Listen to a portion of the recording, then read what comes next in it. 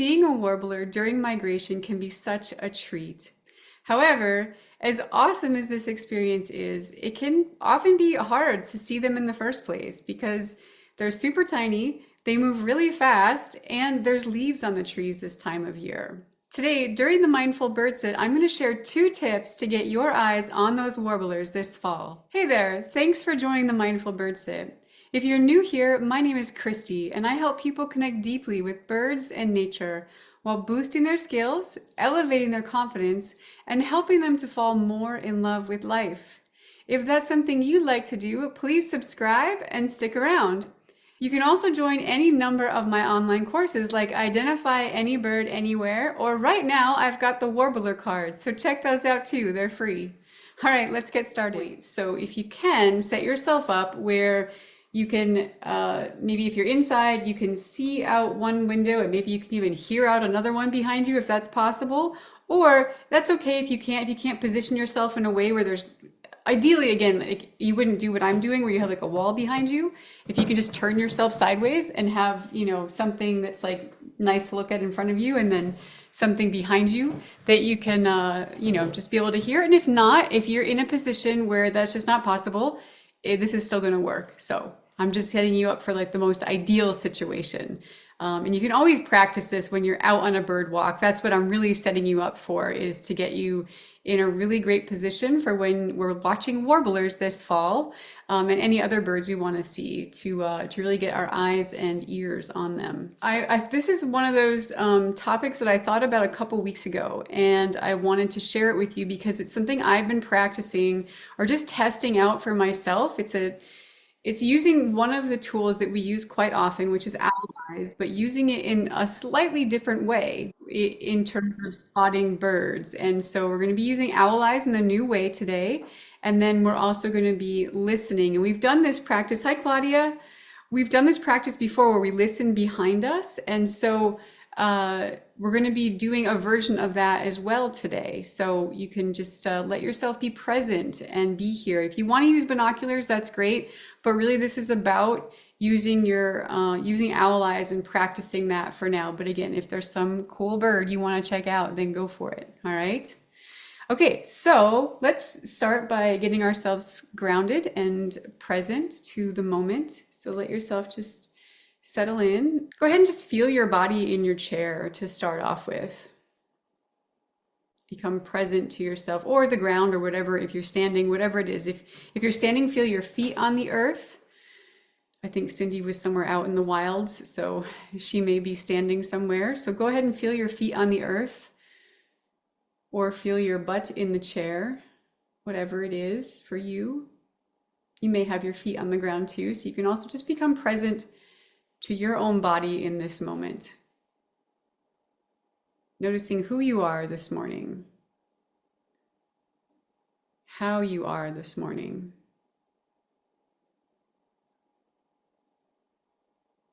And see if you can do that. Become aware of yourself and aware of your emotions, your feelings, like felt sense, physical sensations, and also emotions, without any judgment, just noticing. Like if I feel grouchy, okay, I feel grouchy, just kind of acknowledging that as you're scanning your body, as you're scanning your emotions, noticing what's there for you right now.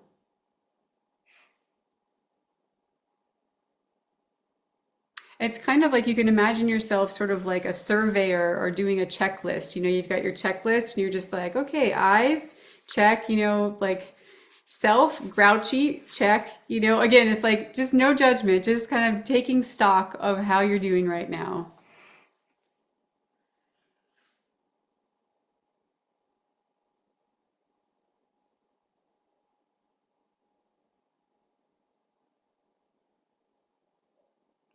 And then if you feel like you're in a safe place, you can go ahead and close your eyes. Let yourself sink a bit more deeply into your body, into your physical experience.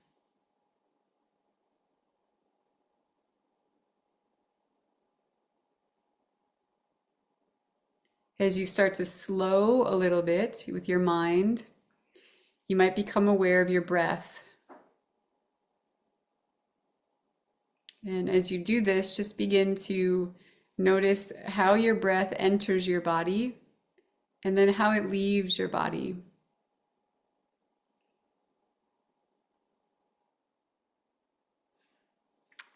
Is there a bit of time between the two? Like when it enters your body, what does it do as it's traveling through your lungs and then when it leaves your body?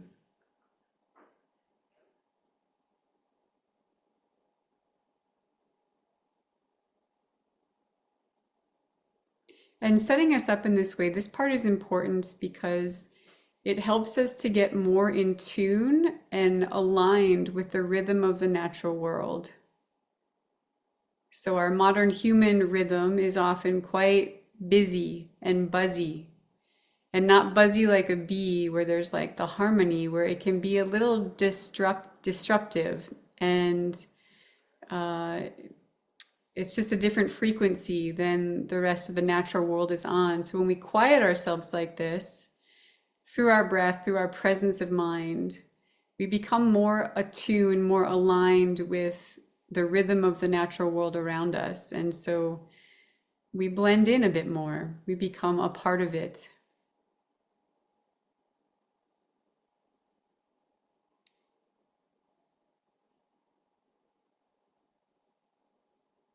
As you're sinking more deeply into your moment, into your body, can become aware of the crown of your head right now. And go ahead and you can stretch your neck up just a little bit and you tuck your chin in slightly, making your posture nice and elongated. Just noticing how that felt, that subtle motion of stretching your neck up a little bit.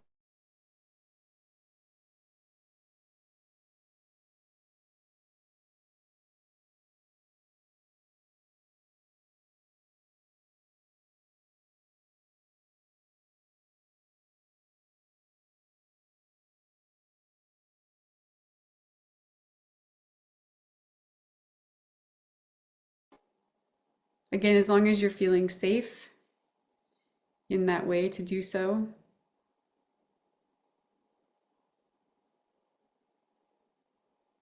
And then moving down your body, wherever you are right now, just moving down to the next area of your body. Maybe you were present to your neck, maybe you were present to your chest. You can go down to your belly. Maybe your belly's feeling full from breakfast.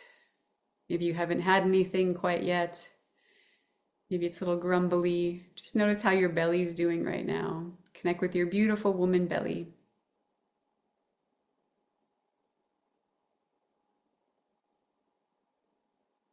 And then shifting down into your thighs, becoming present to where they touch the chair if you're sitting right now, and the upper part of your thighs that might be, you might have more awareness of the contact of your clothing on them right now. Or if your legs are exposed, you might feel the wind, you might feel sun on your legs.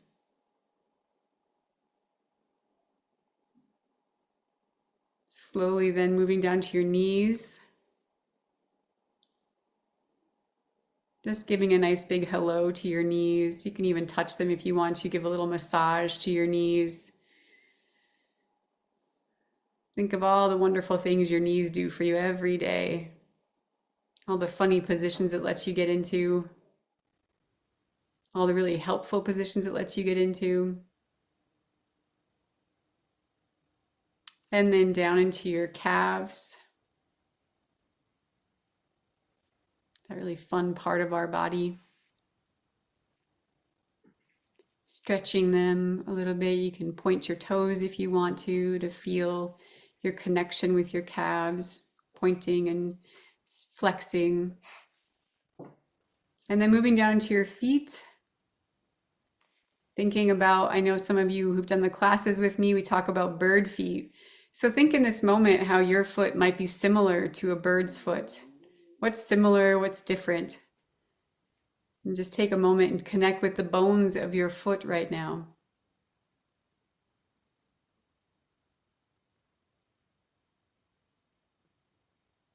If you were a bird, which part would be the hallux, if you remember that part?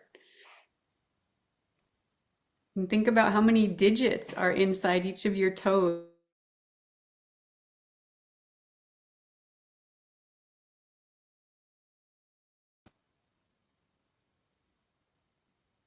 Beautiful. All right, and so now we're going to shift our attention up to our ears. So spending some nice time with our legs, our lower body, and now we're going to come back to our ears, up around our head. Check in again with your posture, noticing if you still are reaching your crown of your head up toward the sky and tucking your chin back just a little bit.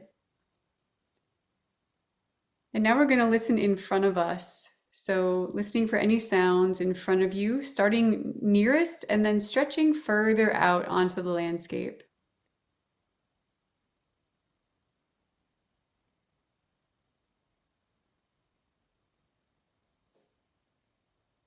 And as if you're taking a walk onto your land right now and you're introducing yourself, you're just saying good morning to everyone. Oh, good morning, flower. Good morning, bee. Good morning, bird. Whatever it is that you hear in front of you, you're just going to take a brief moment to acknowledge it and then move on, move beyond it, and see what the next sound is you can hear.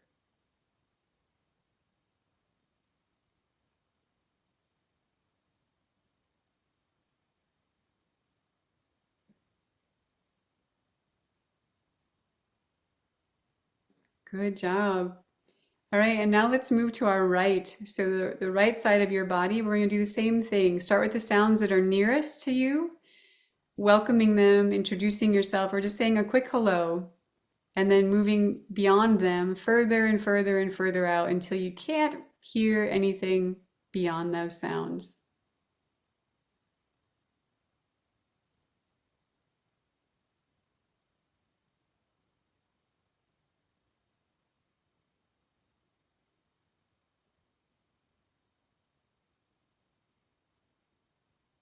Very good. And now move over to your left and do the same thing.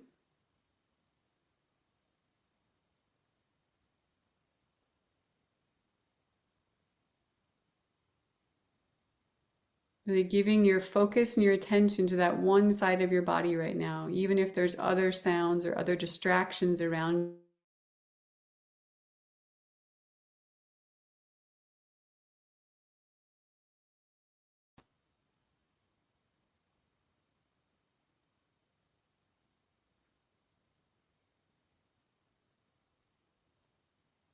Lovely. And now finally we'll shift to the sounds behind us.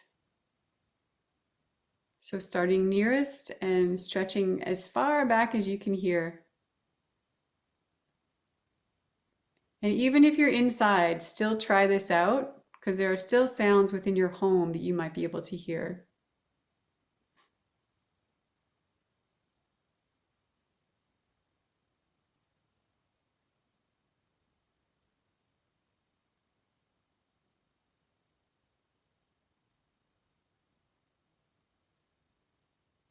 Excellent.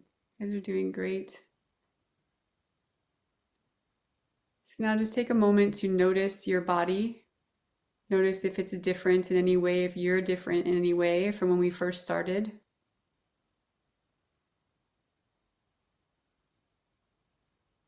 And on your next inhale, you're just going to gently open your eyes, nice and soft. You can find a point off in the distance to look at. Just one point to focus your eyes on. Maybe it's like a knob in the tree. It could be a particular leaf or maybe a brick on your neighbor's house, whatever it is. Focus on that one point and then allow your vision to slowly expand further and further out in all directions, right and left, up and down. And see how far can you stretch it today? How far can you see in either direction? Can you almost see behind yourself?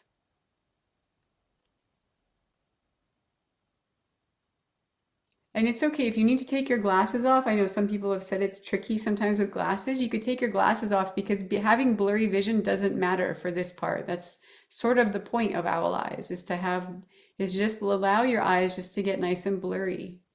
because we're just looking for motion.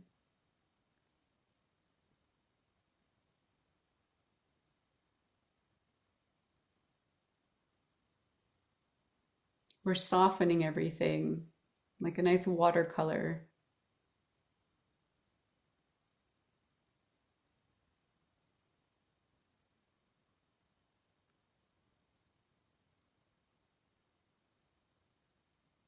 And just notice if you start to pick up on any subtle motions around you. You can key in on those if you want to.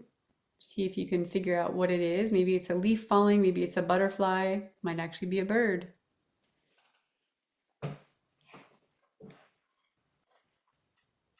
And then we're going to experience owl eyes with a twist. So I mentioned in the beginning that I've been practicing a version of owl eyes or testing something new out because it doesn't always work for me to like if I know a bird's up in the tree, let's say I can hear it chipping or hear it singing, but I can't find it. And I'll go into owl eyes to see if I can find it. And sometimes it's still challenging. I still can't see the bird. And so what I've started to do, it actually happened by accident one day. I was looking beyond that tree, like the area where I thought the bird was, instead of focusing on that tree and then letting my eyes get soft, I looked beyond it. So you can find, let's say, the sky even right now, or if you can see a tree in the distance. I guess we'll start first with like pick a tree or a shrub, something that is maybe in the front part of your vision, like in this first plane of your vision. And that'll be like your focal point. Let's say there's a bird up there. Let's say you can hear a bird up there. Maybe you really can. If the, and make it real, you know. Let's say you can hear a bird right now, but you can't see it. So you want to look where that tree is. But then what I want you to do is I want you to look beyond that. So maybe you can see the sky through it, or maybe you can see other trees behind it. So what we're going to do is you're going to focus your eyes behind that tree and let yourself go into owl eyes from that point. So instead of having the focal point be the tree where you think the bird is, you're going to go behind it and beyond it and then soften your vision. And we're going to do this for a couple of minutes. You can change your focal point where you're looking from time to time if you like, but stick with one spot for a little bit and just start to notice what happens for you. So we'll sit in silence and let yourself play with this version of Owl Eyes.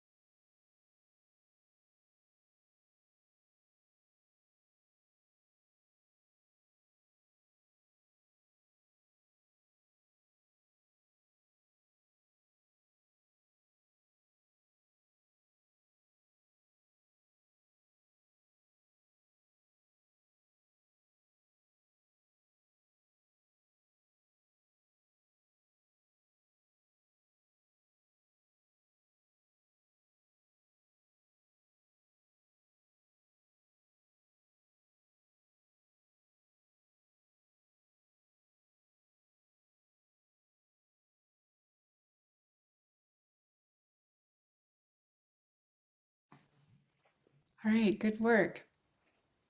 So now we're going to do, if you're in a place you feel safe, we're going to close our eyes and actually focus our attention on our ears, but we're going to be listening behind us. So we will open our eyes in just a moment, but just for the next couple of minutes to play with this a little bit, you're going to, and it really does help your brain to be able to focus on one thing at a time. We'll do both in just a moment, but close your eyes and we're going to listen behind us. You can, if you want to play with this, also cup your hands and like kind of like you're turning your ears behind you. So you're going to like face them this direction so you can hear that way. And you don't have to hold your hands up the whole time, but sometimes it can be helpful because you're like doing the opposite cupping of your ears, you know? We're going to cup them so we can hear behind us. So go ahead and close your eyes.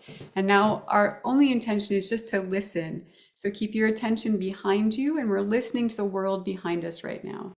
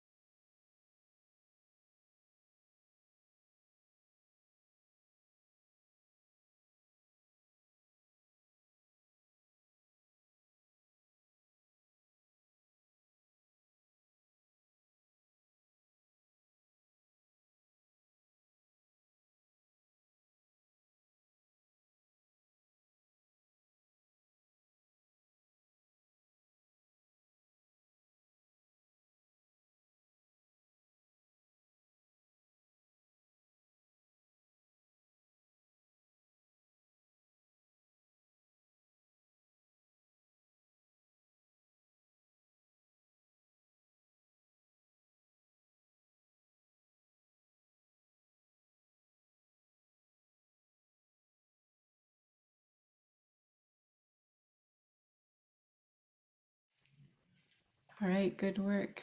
So now we're going to blend the two. You can gently open your eyes and we're going to incorporate both of these practices. So what I want you to do is you're going to use that same practice of owl eyes where we're looking in front, but you're looking beyond the point of interest. So whatever it is that's like you're trying to find that bird in that particular tree, you're going to look beyond that, go into owl eyes. And while you're doing that, you're then going to be focusing your ears behind you. And what I want you to do is listen for any little chip notes, any high pitched sounds. Sometimes warblers can be buzzy, could be any bird really, but just listen for the little chatter, little chip notes, little sounds that might be behind you or anything else. It could be an alarm, who knows? But we'll be focusing our eyes in front and our ears behind.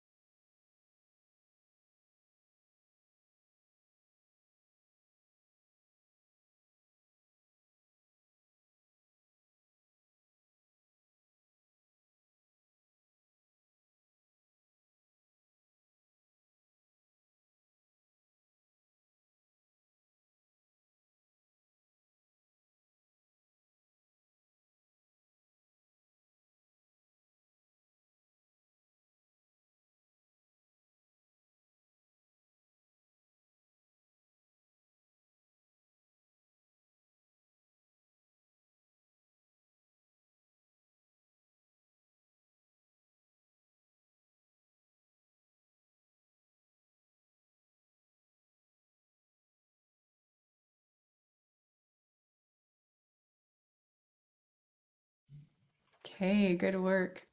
So, for the next couple of minutes, just let yourself have the freedom to enjoy the world around you in whatever way you want to observe, but without the focus. You don't have to be so intent and so focused. Just let yourself be for the next minute or two.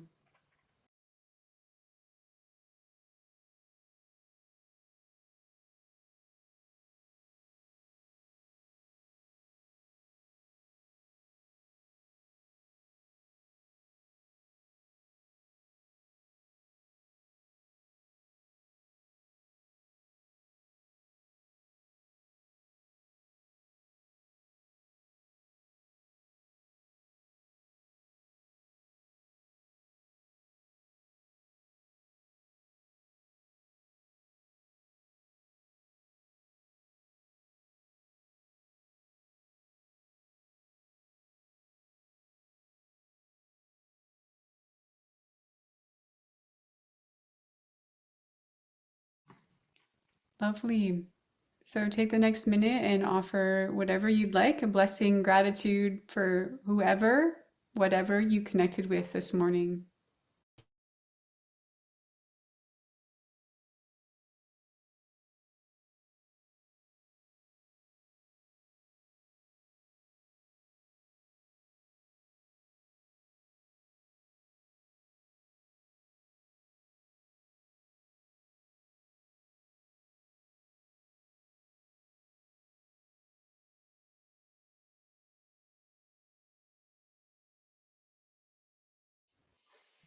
Good work, everybody.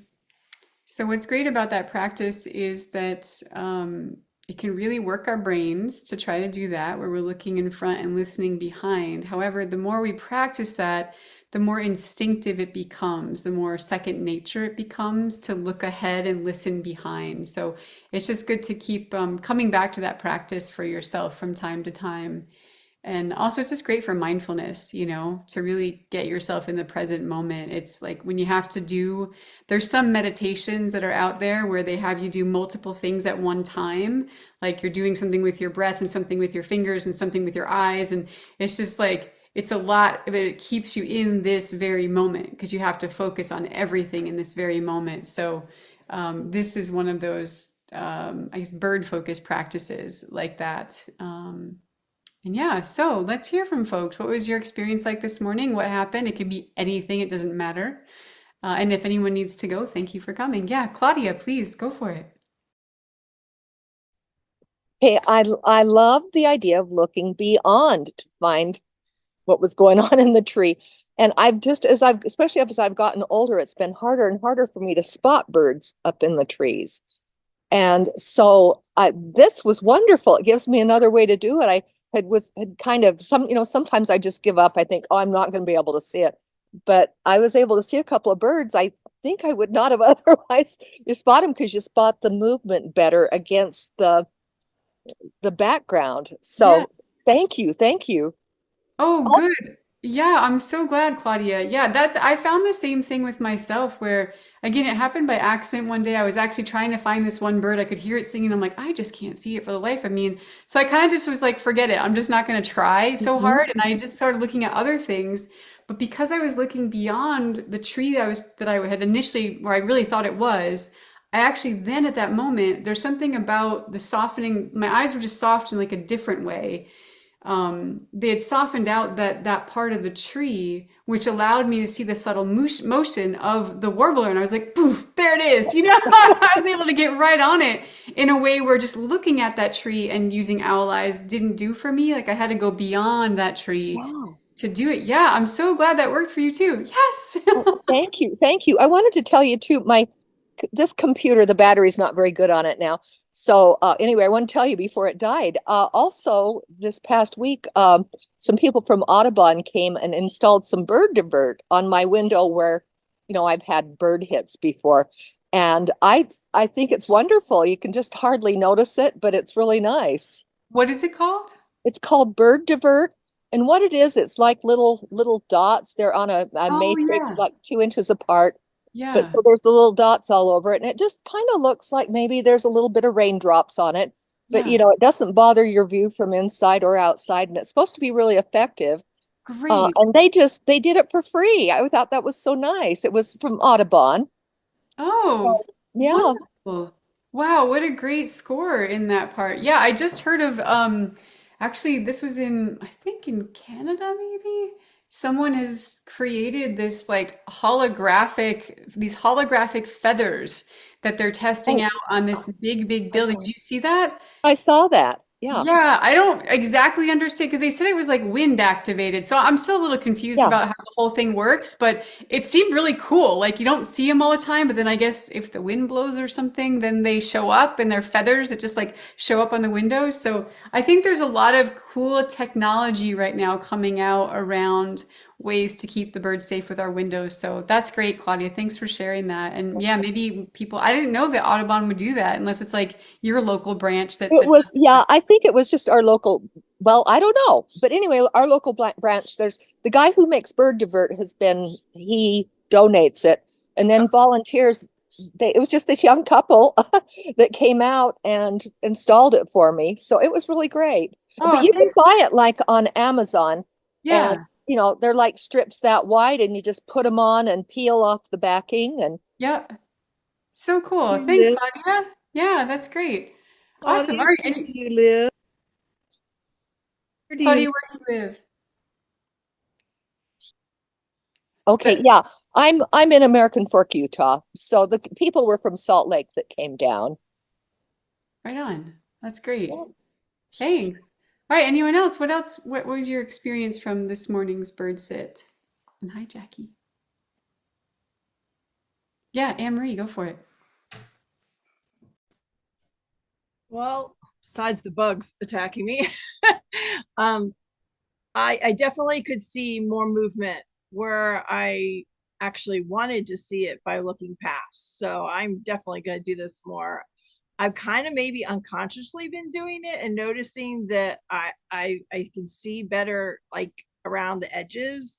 So consciously picking beyond, directly beyond, may help me focus. Then the front, just all the movement in the front was much more obvious. And I was like, oh, okay, this should help for me. Yeah. And the listening was interesting when I cupped my ears, my HVAC's around the corner back there. I could hear that like majorly. When I uncup, apparently I'm diverting it more with all the other sounds, so I don't notice this as much washed out. But when I was just thinking back, there's a lot of that noise.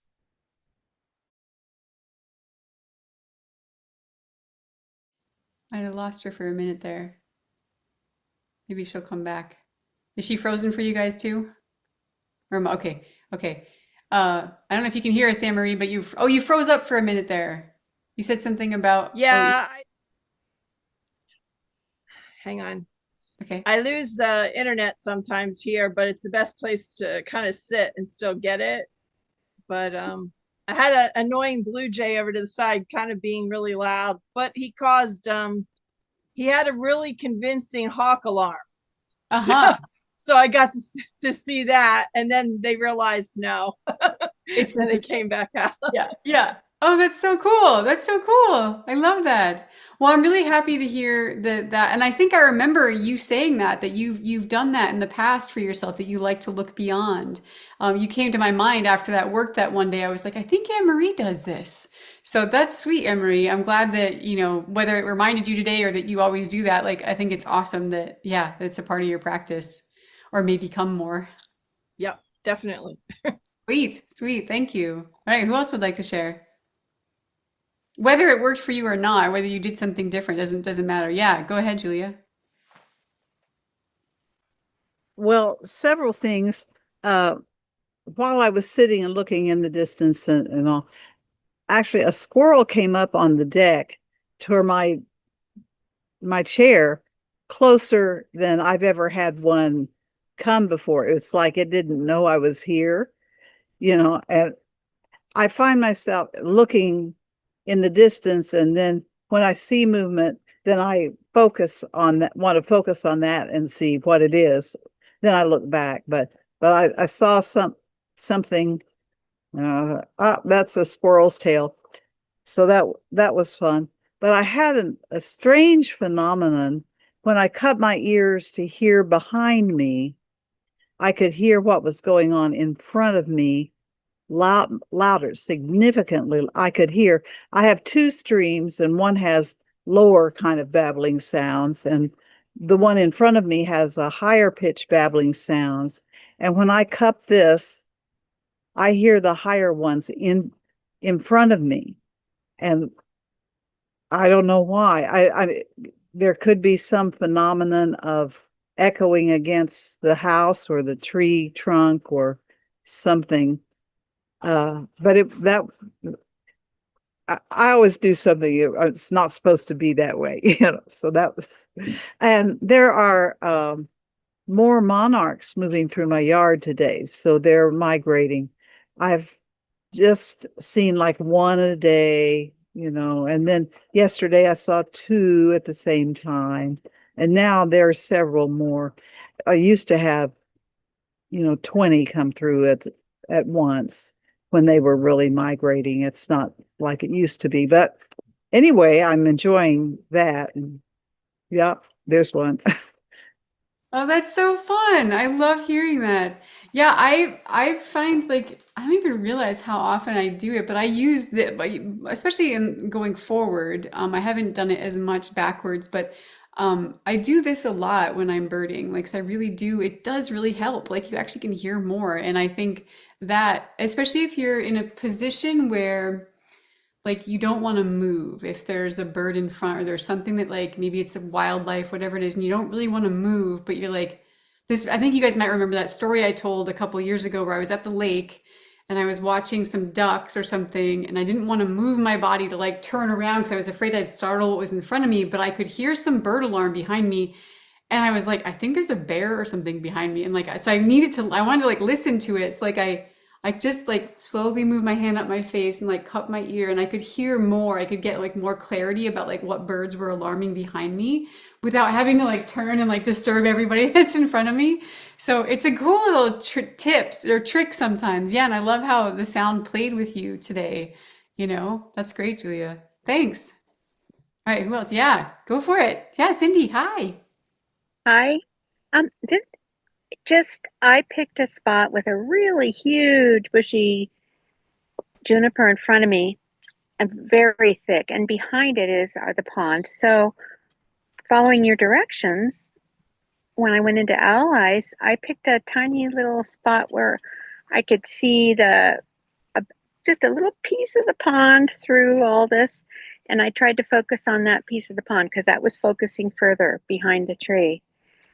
Instantly, this juniper became super 3D instead of a flat thing, a 2D thing in front of me. I mean, the limbs, all the limbs just popped out toward me. I'm focusing on the distance, but oh my word, it was so dramatic to have all the depth perception of of the interior of the tree like that. And along with that, maybe I'm crazy, but I mean, it intensified. Like I was focusing on what I was hearing behind me, but I could hear more. Just that within once, I mean, right when I did it, it's like amazing. It was amazing. I don't understand. No need to understand. No, it's true. It can be really magic. And I've told people this before, and I'll just share it again in case you guys have forgotten. But when I used to work in wilderness therapy, this was one of the things I would, do with the kids if they were having anxiety or they were getting scared or nervous or whatever, that like I would have them go into Allies, and it wasn't something that like we taught in wilderness therapy just because I knew about it, that like I offered it to them. And it was incredible to watch what would happen almost instantly. Like when people really give themselves up to owl eyes and like really try it, it's just like, okay, I'm really going to do this right now. Um, Everything in us, it's like the quickest way I found just to quiet everything and to slow myself down. And when I'm quieter, which is why we all ground together initially, um, then everything else becomes more radiant. Like you hear more, you feel more, you see more, it just becomes sort of louder in a way. And because we get quiet, right? So when we're more quiet, that it all like amplifies, and owl eyes is one of the quickest ways to do it. And that's beautiful. I had never, I'll have to pay more attention to see if that type of owl eyes, like that deeper owl eyes gets you, does something different, maybe gets you there even quicker. Yeah. Wow, Cindy, how profound. Really beautiful. Yeah, amazing. Thank you. Thank you. Yeah, go Thank for it. you. Yeah. Della, hi. Yeah, I think that I mentioned this once before in one of your classes, but it seems to me that if I focus on something at a greater distance, I can see more out here, wider. And if I focus on a point that's closer to me, then my field of vision narrows a bit. So it's kind of like with the camera when you zoom in and zoom out. Yeah, only you're doing it with your eyes. Yeah. Oh, wow. Did you find that today? Did that happen for you at Yes, all today? yes. It Yeah. reminded me today doing that. I thought, oh yeah, I remember talking about this before. Yeah, Yeah. Oh, good, Della. Thanks. yeah. Lovely. Anything else? Do you want to say something else? Oh no. Okay, great. Yeah, Anne, go for it. Well, I'm camping. So this is like the ultimate. Yeah, that's my pond is behind me, but it's surrounded with cottonwoods. So we all know how loquacious cottonwoods can be, especially this time of the year. So sound is very important. But it brought me back to last night. Now my husband's back at the house with the dogs and stuff. He has to work. So um I was at the campfire last night. I was watching the last embers, and it's very, very dark, but I could hear things, and it was the cottonwoods. So here I guess I was allying at the coals, and the sounds are very loud, and I could hear the pond, whether it's the frogs or the fish, glurping. And it's like, it's to my right. And you would hear something, you're thinking, raccoon's gone. No, the sound is coming down the tree. So it was a cottonwood leaf. So I was forced to tune into the sounds, either behind me, in front of me, beside me, if it's on that side, what is it. But actually I went to walk around the pond right before I turned in, and the glowworms were rimming the edge of the pond because it's way, way down and it's dry. It was like, and then you focus on the one and it disappears. You're like, did I just see something? And then you're seeing that the whole edge of the pond is just these tiny dots of light. And I just went to bed wishing them moisture and a happy next year. I don't know what they're doing now, but yeah, but having the darkness forcing you to use your ears, whether, it's not someone walking, it's not a skunk, it's not a raccoon. So just to be forced to use your ears when Yes. your sight is limited. Yeah, that's excellent, and how beautiful. What a beautiful experience you Yeah. had last night. Really, yeah, courageous too to just like be out there on your own. And um it is a really powerful practice, and I encourage everyone, if you can, like if you have a buddy that's willing to do this with you, um if you just for fun, you blindfold yourself, and then obviously your buddy's not blindfolded, and they just let you like walk around. You can even just sit. You can do it just sitting too. And that's why we close our eyes as well. But the blindfold's kind of interesting because it's sort of like when your eyes are just closed, you can open them instantly. So it's a different quality of listening. But like the dark, when you're blindfolded, it's like the lights aren't going to come on right away. You have to do something like get it off of you or whatever. So you listen in like a slightly different way. And I think, yeah, like at nighttime, it's a really beautiful practice to go and stand outside at night and use your eyes. And all of a sudden, like these pictures start to emerge. Like you start to be like, okay, like how is that? Oh, yeah, that's the cottonwood leaf falling. That's not a fox or whatever. And yeah, it really does develop your skills. Also, I think of perception and anyway, I love playing that game. That's great, Anne. Thank you. Sweet, sweet story. Yeah. Anyone else want to share from this morning their experience? Y'all good? Well, this was so sweet. Thank you for playing along and just trying it out. And yeah, it's also really fun to hear your experiences of it, because I know like I've been trying it and I'm like, I don't know, will this be the same thing for everybody else? And I know it's everyone had their own different sort of unique experience with it all, but it seemed similar. There was like a similar kind of experience. So I'm gonna do this more often for myself. And yeah, and Cindy, thank you for that. Just really sort of profound moment with the tree. And I think, yeah, I think I'll also just do this when I'm not even trying to see a bird, and just to see what might happen with my experience with the natural world, with the trees and the plants and whatnot, how that might shift and change too. So thanks everybody. Really nice to spend some time with you guys. Yeah. Oh, Della, did you have something? Yeah, Yeah, go one for it. more thought.